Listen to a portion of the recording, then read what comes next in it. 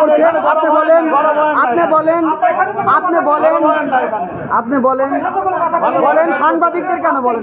আপনি কে? আপনি কে? আপনি কে? আপনি কে? আপনার সাথে তো কথা বলেন, আপনি কেন সাংবাদিকদের তুলবেন?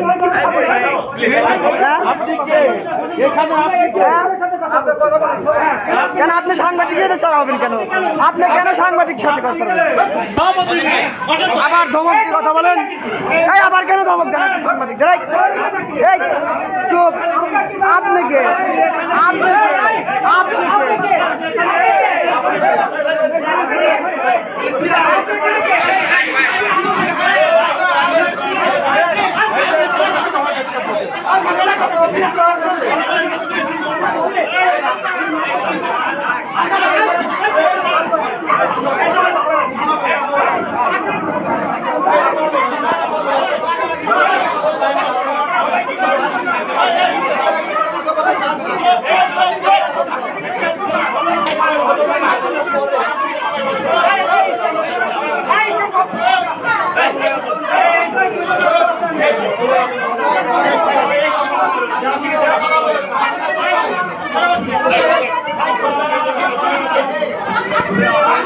জানতে চাইলে আইস স্যার বলেন যে প্রধান শিক্ষকের সাথে যোগাযোগ করেন। আজাদ স্যারকে জিজ্ঞাসা করলে তিনি বলেন, প্রধান শিক্ষকের অধীনে আমি চাকরি করি। সত্যতাবাদীর পক্ষদ্বয়ের মৌখিক বক্তব্য এবং লিখিত বক্তব্য দেওয়ার জন্য বলেছেন এবং মৌখিক বক্তব্য নিয়েছেন। ইতিমধ্যে আমরা সাংবাদিক হিসেবে আমরা যতটুকু এখানে এসে আলোচনা সমালোচনা যেটাই হোক না কেন শুনলাম। স্থানীয় কিছু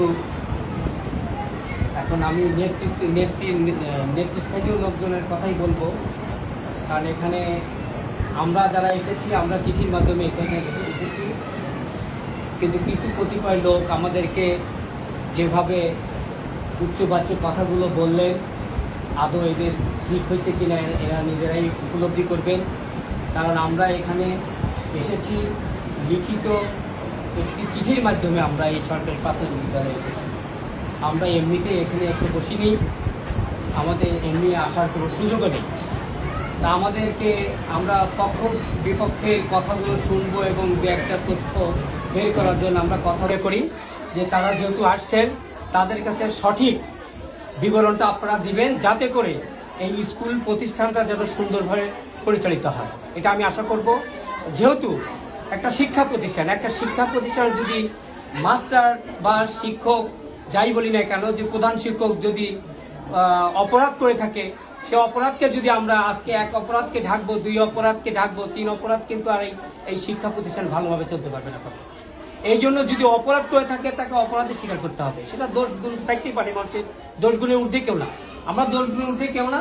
আমরা চাইবো যদি কোনো অপরাধ থেকে থাকে সেটা ক্ষমা দৃষ্টি করেও দিতে পারেন। টিও সাহেব আছেন, এদের উপরে নির্ভর করলে হয়তো এরা অনেক কিছু করতে পারবে। আমি মনে করি যে তদন্তের স্বার্থে আশা করব আপনারা সুষ্ঠুভাবে যার বক্তব্য যেমন ঠিক তেমন বক্তব্য দিবেন, যাতে কোনো উশৃঙ্খলতা না হয়, পরিবেশ যেন সুন্দর থাকে, সুশৃঙ্খলভাবে আপনারা যার যার বক্তব্য পেশ করবেন। এটা আমাদের ক্লাসের মেয়েরা, তোমাদের ক্লাসের মেয়েরা পরিষ্কার করে, এটা একটু আগে বলুন।